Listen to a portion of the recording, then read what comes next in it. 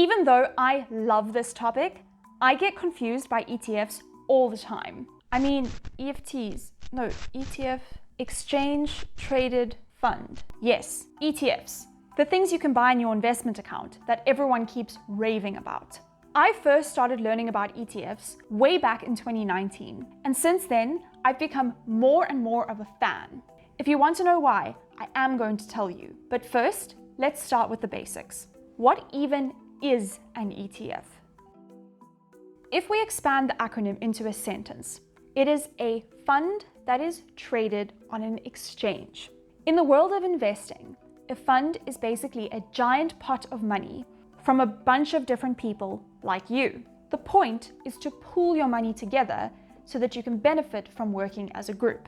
Traded on an exchange means that you can buy into or sell out of the fund on a stock exchange, just like any ordinary share in a company. In South Africa, our main stock exchange is the Johannesburg Stock Exchange, or JSE. But many people don't know that we actually have 4 other exchanges in South Africa. Anyone can start an exchange if they're willing to jump through all the regulatory hoops. Okay, so are you ready for more jargon? Hold tight. Most ETFs are index tracking funds. Have you ever heard of the S&P 500 index? It's probably the most famous index in the world. But what is it? S&P is a company that acts as a rating agency and index provider.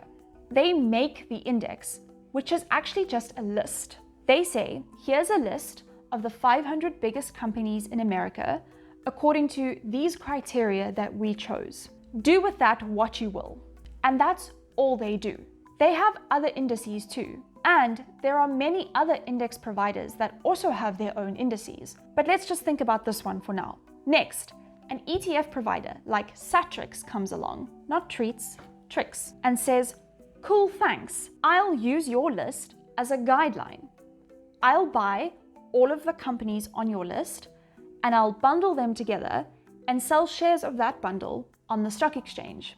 And so we have an index tracking, exchange traded fund. Easy, right?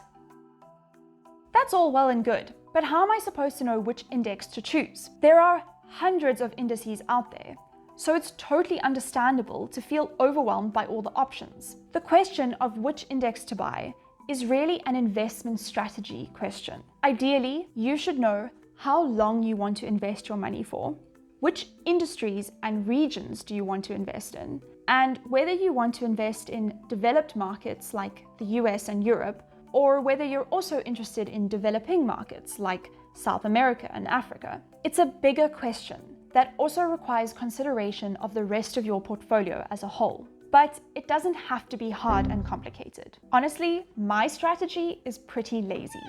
For my long-term portfolio, I buy the global ETF, which tracks the FTSE Global All Cap Index. In a nutshell, this is an index that contains thousands of companies across multiple industries and regions in the world. I buy it because I want to buy the most diversified ETF that I can possibly get in South Africa.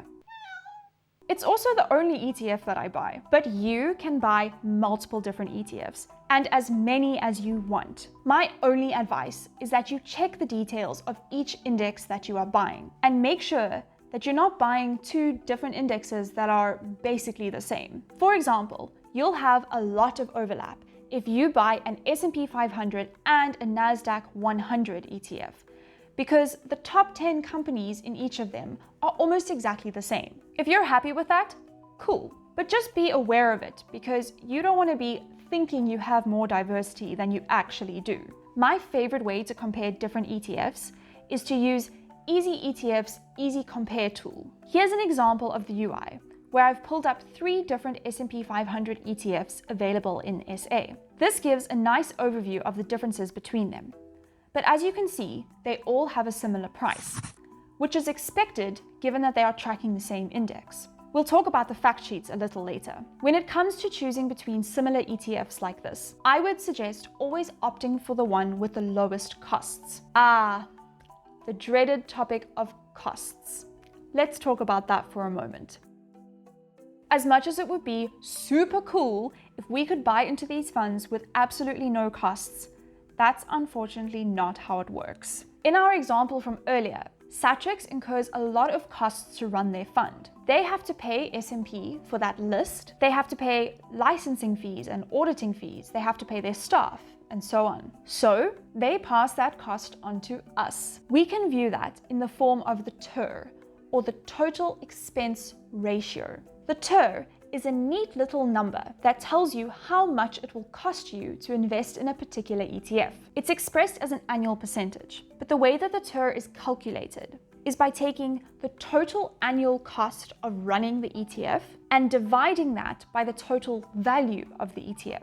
For example, if an ETF was worth 5 million Rand and the annual cost to run it was 30,000 Rand, the TER would be 30,000 divided by 5 million, which expressed as a percentage is 0.6%. Believe it or not, a TER of 0.6% is actually quite high. Because the TER is calculated using two numbers that can change year on year, the value that you see for an ETF is not actually guaranteed, but you can use it as a decent enough guide to judge whether an ETF is cheap or expensive. In my books, an ETF with a TER more than 1% is too expensive, and I would generally stay away from ETFs with a TER between 0.6 and 1%. Unfortunately, you don't see this charge being taken from your investment account. It's baked into the ETF price. The ETF provider takes a little money out of the fund every day to cover the costs, effectively reducing the value of the fund a little bit. That means that an ETF with a lower TER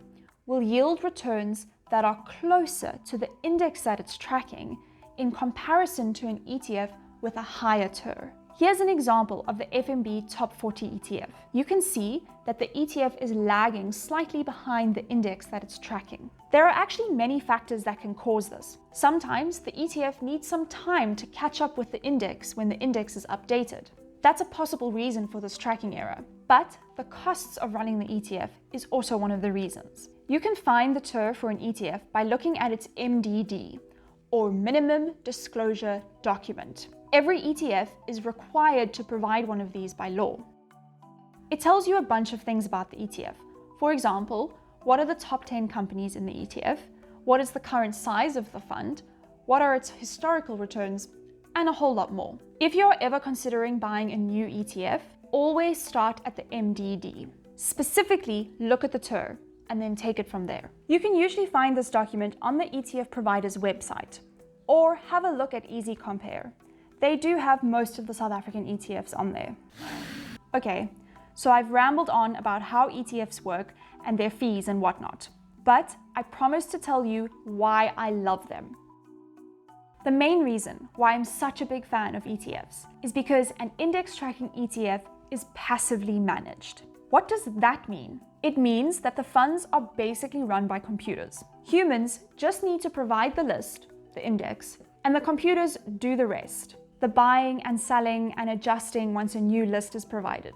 This makes ETFs really cheap and efficient because there are no humans poring over loads and loads of data and trying to make decisions about what to buy and what to sell and when. That's called active management. It sounds great, but in reality, it's really expensive and unreliable because no one can tell the future. Before I get too much hate, yes, there can be a place for active management in your portfolio. But generally, if you are wanting to invest in order to beat inflation, your best bet is to buy a well-diversified index tracking ETF. It won't outperform the stock market, but it will outperform inflation in the long term. The other thing that's great about ETFs is that there are no minimums. When you invest in an old-fashioned fund with an investment manager, like a unit trust that's not listed on an exchange, you are often subject to lump sum minimums or even monthly debit order minimums. Not with ETFs. You can invest 10 Rand into an ETF if you want to, and in a month's time, you can put 10,000 Rand in. It's up to you. So if you haven't started already, why not start today? Open an Easy Equities account, deposit 10 Rand, and buy an ETF. It doesn't even matter which ETF you start with. Try the Satrix S&P 500 and see what happens. You can use my referral code for a free 50 Rand to play around with if you want to. I'll put a link in the description. For extra points, If you haven't yet got a TFSA, open one and do this inside the TFSA. You can watch my last video to learn all about the basics of those. Until next time, bye!